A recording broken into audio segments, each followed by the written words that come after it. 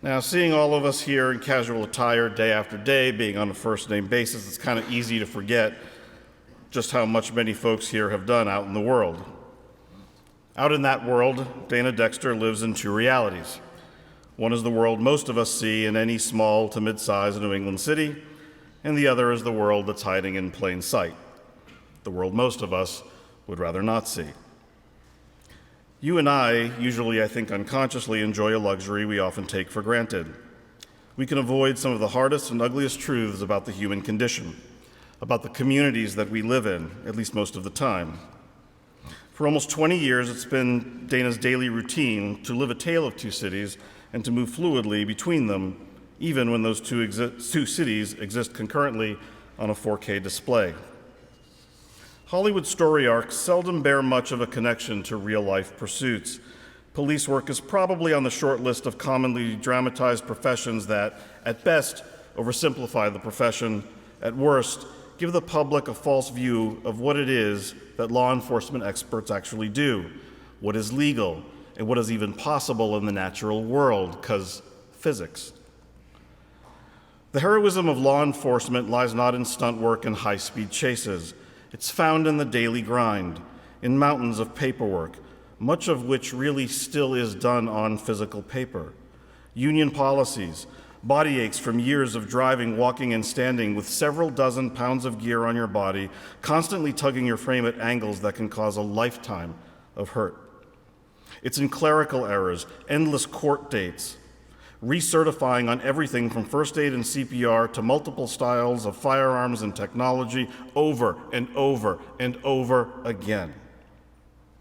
Cases that are unlikely to ever be solved, people experiencing trauma, people terrified of law enforcement, people who wake up with the goal of killing law enforcement. There's no such thing as a routine traffic stop. It's reassuring your spouse that what you've seen that day isn't clouding your time together or your marriage, reassuring them as much as you can that you will return home safely, that the story on the news isn't something to fear. It's telling your chief that you just gave a citation to a high-ranking government official after the night shift. Oops. Spoiler? It's also explaining to your chief that you wrecked another cruiser at a cost of about $25,000 and up to local taxpayers. I did that again. Oops. It's reassuring children, teaching them to avoid certain persons, overriding nature's instincts, hardwired into our brains to avoid danger every time that lives are at risk. It's constantly defending every action you take to people who have no idea what you do, who only see things with the luxury of hindsight from a comfortable chair in a climate-controlled room. It's treating the person with respect, who you and any healthy, sane person would love to see beaten to a pulp. It's knowing the bad guy is going to walk if you state that a technical matter of process, if disclosed, will result in a case dismissal, and doing it anyway, even though it negates months or years of work and risks damaging your relationships with the people who you trust to have your back on the streets. Guys, heroism and accolades, real achievements are built of discipline, consistency, and doing the right thing when nobody is watching and when it costs you something really, truly important. Integrity can only be fully assessed in extremis. Not all heroes wear capes, but they do wear uniforms. Sometimes they even wear kilts, as we've seen, or even march in high-heeled women's shoes to raise awareness and money to once and for all bring an end to sexual and gender-based violence. A graduate of Norwich University, Dana Dexter is known by judges, fellow officers, lawyers, friends, family, his equally special husband, Peter, and every blue shirt to be a walking, dancing, and sometimes prancing beacon of truth and integrity in a world that is so damn jaded it often forgets that we have a reason for hope. He's proof that our communities are exactly what we make of them, that we have a choice, that we're better than the people who would do us harm, and we don't need to be a sellout to do it. Let's congratulate our 25th year alumni honoree from the Boys State class of 1998, our counselor, board member, brother, hero, and best friend, Concord, New Hampshire Police Detective Dana J. Dexter.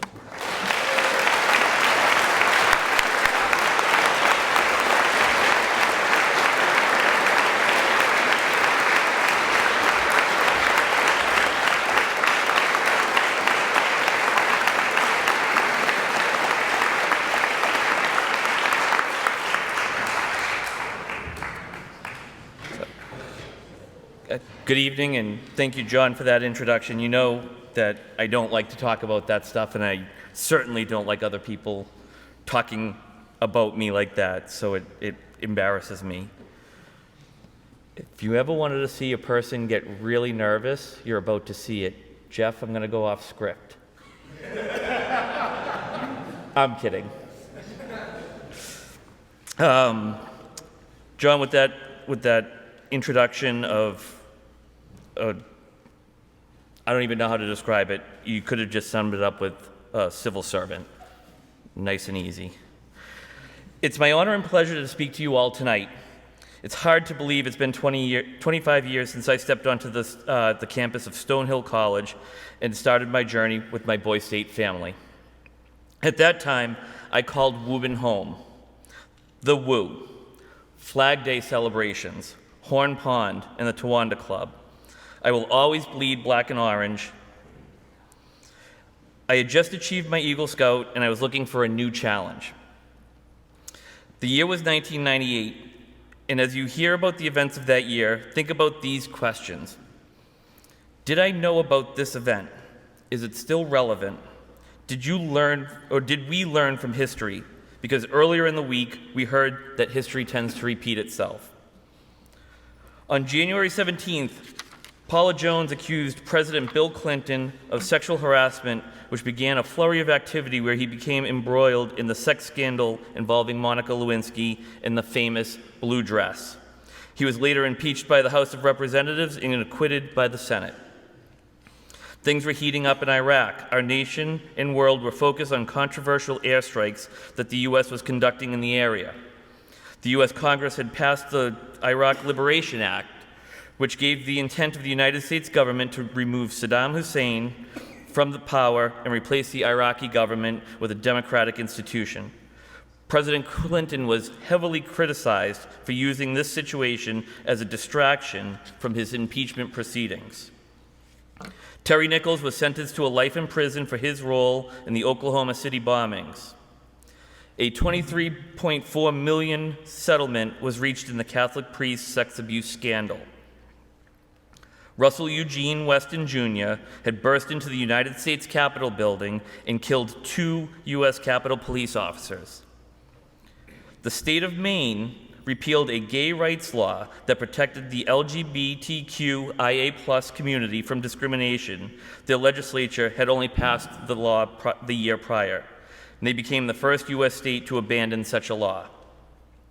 Matthew Shepard had been found tied to a fence near Laramie, Wyoming, later dying from his injuries he sustained during the incident and becoming a symbol of the victims of gay bashing and sparking public reflection and conversation about homophobia in the United States. What I've outlined to you is a snapshot of the pressing and contentious issues that confronted our citizens. Despite their urgency, I couldn't help but notice that several of my peers remained engrossed in topics that seemed by comparison somewhat trivial. Now, as we shift gears, let me take you down a less turbulent road. I invite you to journey with me as I share a different kind of list, a list imbued with the sweet nostalgia of simpler times. James Cameron's Titanic won a record-tying 11 Oscars at the 70th Academy Awards. The Teletubbies had first appeared on U.S. television. Google Inc. was founded. American Airlines became the first airline to offer electronic ticketing in all 44 countries it had served. The FDA approved Viagra for use and treatment for erectile dysfunction, the first pill approved for the condition in the United States.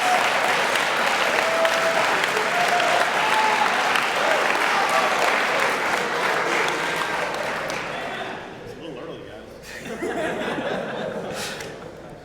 Disney's Animal Kingdom Park at Walt Disney World was open to the public. There were a bunch of sports things that happened, just not in Boston. In fact, it had marked 50 years since the Boston Red Sox had won their last World Series. Brandy and Monica's iconic duet, "The Boy Is Mine," spent 13 weeks at #1 at the Billboard Hot 100. One of my favorites, Britney Spears, released her iconic debut single, "Baby One More Time." She was on her way to becoming the Princess of Pop. I got to see her in concert a year later, celebrating my graduation from high school.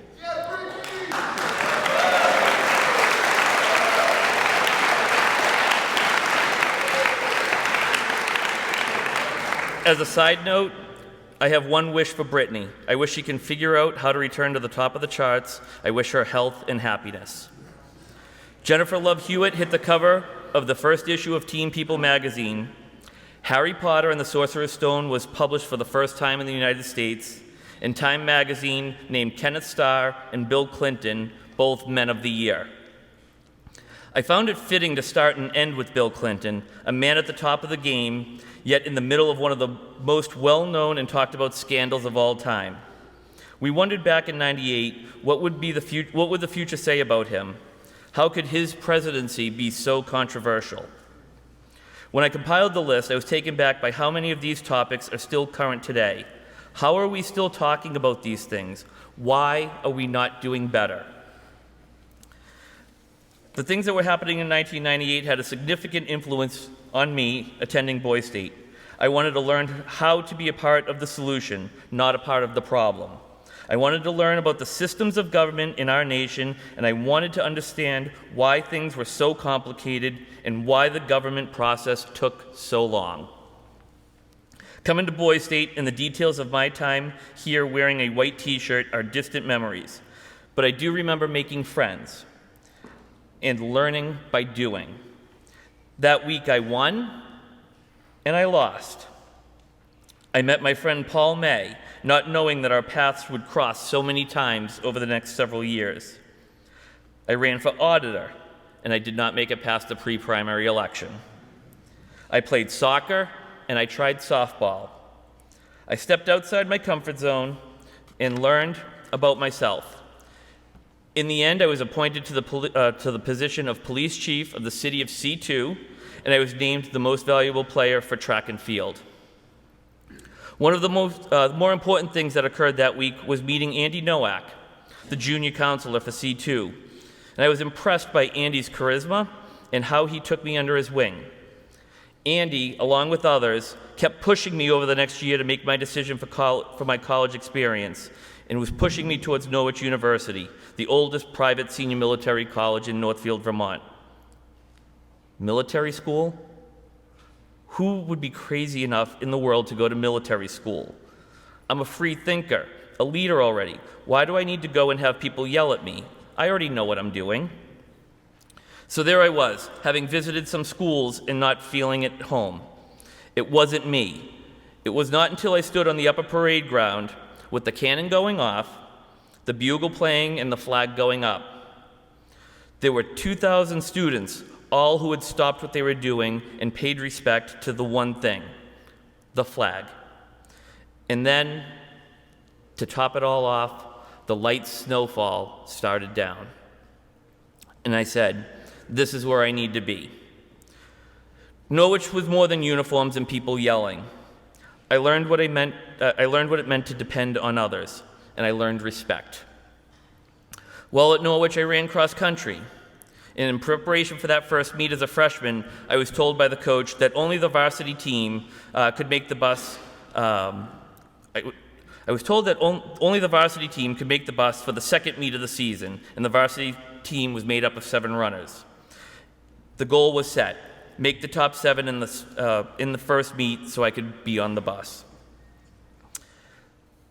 The first race came, and I finished as the #1 runner for Norwich and secured my spot on the bus. I thought it was a fluke, but I found myself each race finishing in the same runner spot for the team. I changed my goal from making that bus to not losing the #1 ranking. I worked hard and I pushed myself and my teammates to get faster and stronger together. They knew my goal and set goals to try to catch me. I didn't tell them my goals because I wanted them to feel bad about themselves, and they didn't try to beat me to make me feel bad. This competition was set up as a team to make us all better. Nick Bishop almost beat me one day, but I dug down and I pushed harder. Nick and I both ran our personal records that meet, and in the end, Nick and I celebrated that we had pushed each other and worked harder together to achieve our goals. I spent my rookie year at Norwich working with the admissions office, and they offered me an opportunity I could not pass up: the ability to return to Massachusetts Boys State as a staff member and represent Norwich University at the college fair.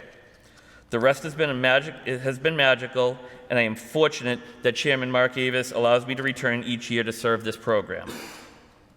After Norwich, I had followed my brother, Bill, to Concord, New Hampshire, where I was sworn in as a police officer in July of 2003. A new challenge, both physically and mentally.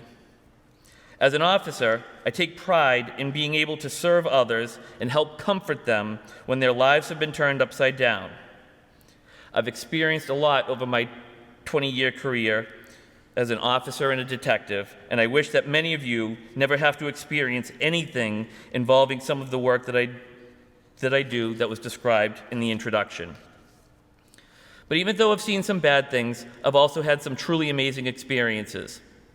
Saving someone's life and bringing them back from the brink of death is something I will never forget.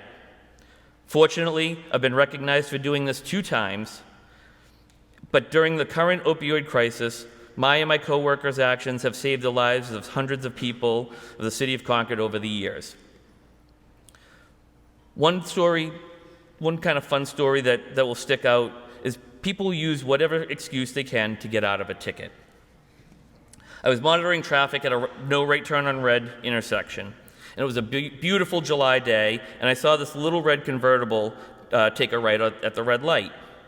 I stopped the car and approached the driver.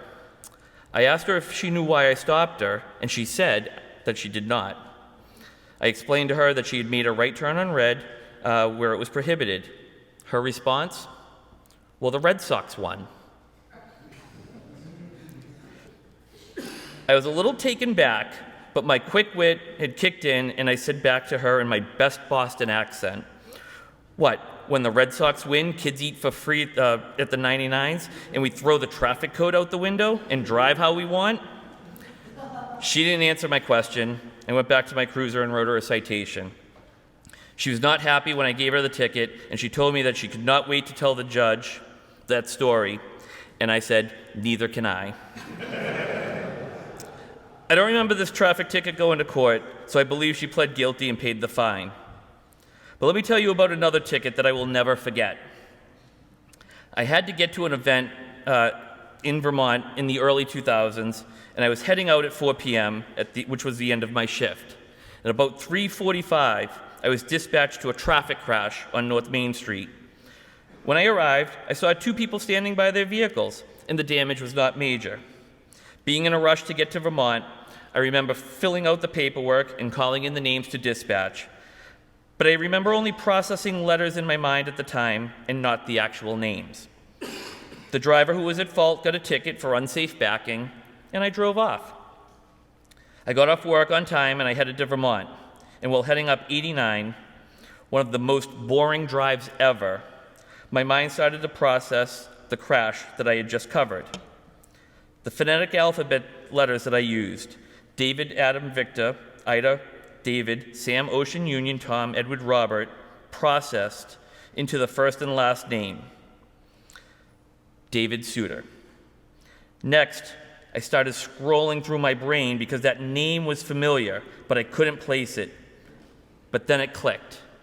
Does anybody know?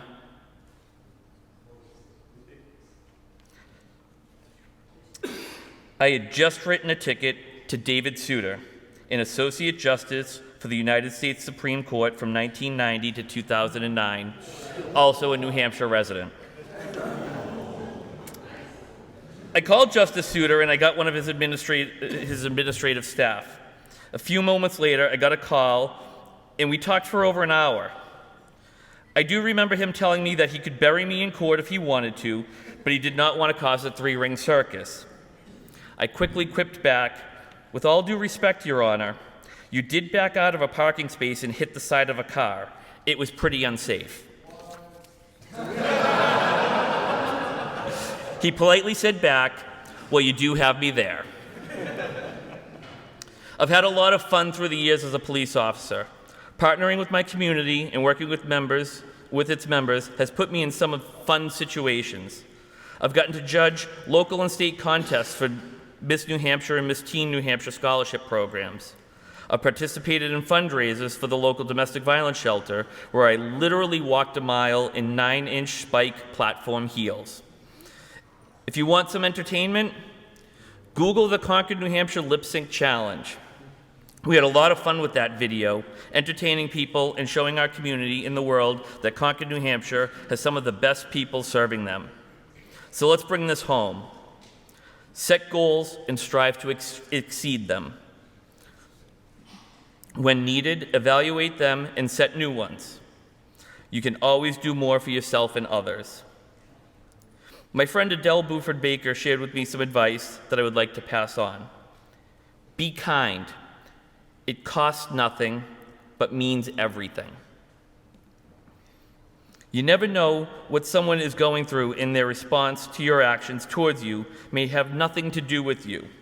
Your kindness may make a difference in that moment or later when they least expect it. While you're being kind, be kind to yourself. Take care of yourself, not only physically, but emotionally.